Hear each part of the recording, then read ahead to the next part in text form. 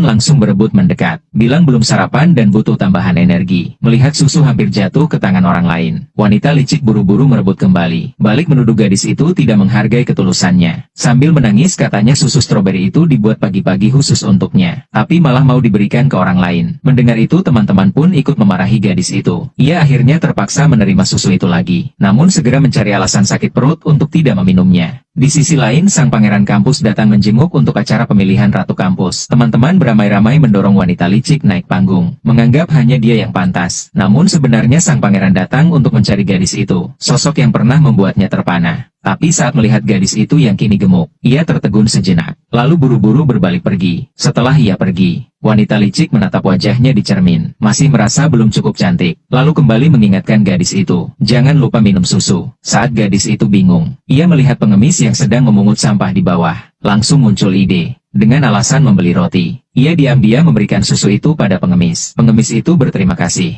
langsung meminumnya habis. Tak lama setelah itu, gadis itu merasa wajahnya gatal. Saat bercermin ia terkejut, jerawat di wajahnya perlahan memudar. Ternyata selama tidak meminum susu terkutuk itu, kecantikannya akan pulih sedikit demi sedikit. Ia pun segera memakai masker untuk menutupi perubahan, sambil menunggu waktu yang tepat. Di sisi lain sang pangeran melihat wanita licik masih cukup menarik, lalu mengundangnya ikut pelatihan seminggu di perusahaan ayahnya. Mendengar kabar itu teman-teman ramai-ramai memuji. Katanya hubungan mereka berkembang pesat, dan perusahaan ayah sang pangeran adalah penyelenggara acara itu. Mereka yakin wanita licik pasti menang. Wanita licik pun diam-diam bangga. Saat itu ia melihat gadis itu lewat, lalu bertanya apakah ia minum susu dengan baik. Mendapat jawaban iya. Ia langsung puas, dan memberitahu bahwa seminggu pelatihan nanti, ia akan menyuruh orang lain mengantar susu untuknya. Teman-teman pun kembali memuji wanita licik itu cantik luar dalam. Namun wanita licik memperhatikan gadis itu memakai masker. Ia sengaja mendekat pura-pura peduli. Lalu tiba-tiba mencibir mengatakan melihat wajahnya saja sudah membuat mual. Begitu kata-kata itu keluar, teman-teman justru menatap wajah wanita licik itu. Mata mereka langsung membesar kaget.